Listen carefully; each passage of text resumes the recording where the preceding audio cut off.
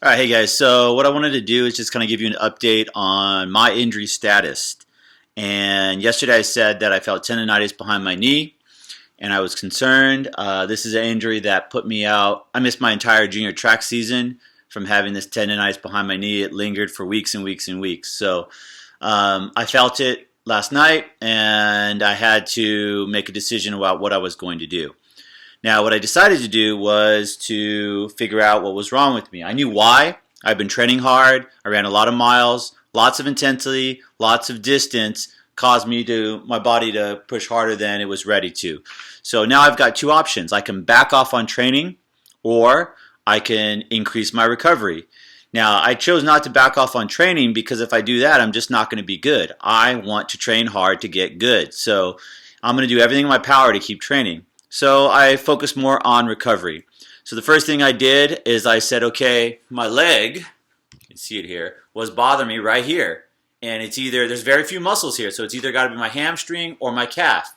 So I took my stick and I just kind of searched, is there anything bothering me here? And there wasn't.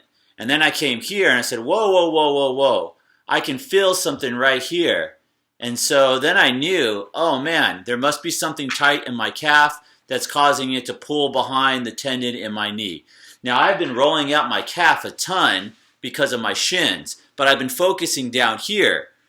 And I've been neglecting the upper portion. Now, this doesn't even bother me. So even if I had, it wasn't isolating it enough. So here comes the ball. So I put the ball right here at the very top of my calf.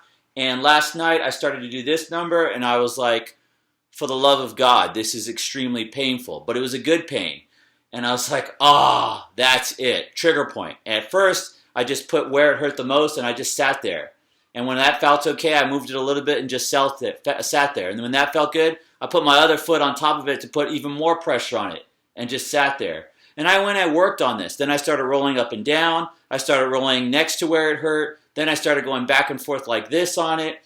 And I did this for a while until I loosened it up. And my leg, there was so much tension. My leg was shaking and quivering because there was so much tension built up in that upper calf.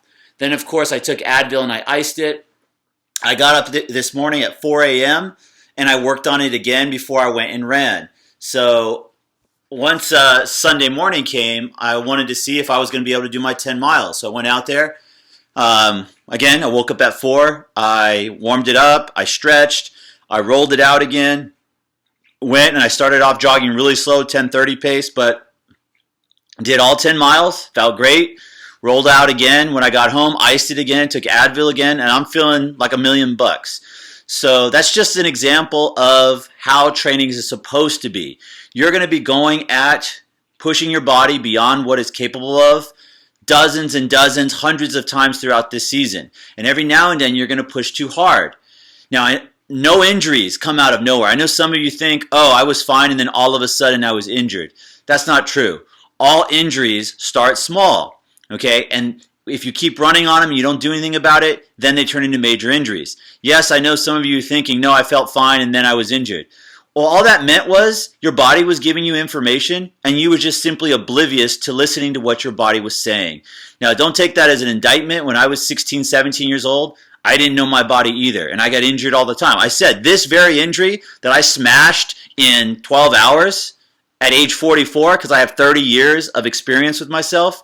When I was 17, I missed an entire track season. Again, if I knew how to do this stuff at your age, I would never have been injured.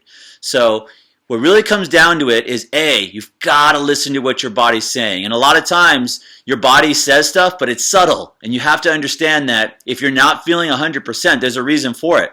9 times out of 10, nothing's going to go wrong, but you don't want to have, I didn't understand what my body was saying, now I'm injured, and the season's messed up.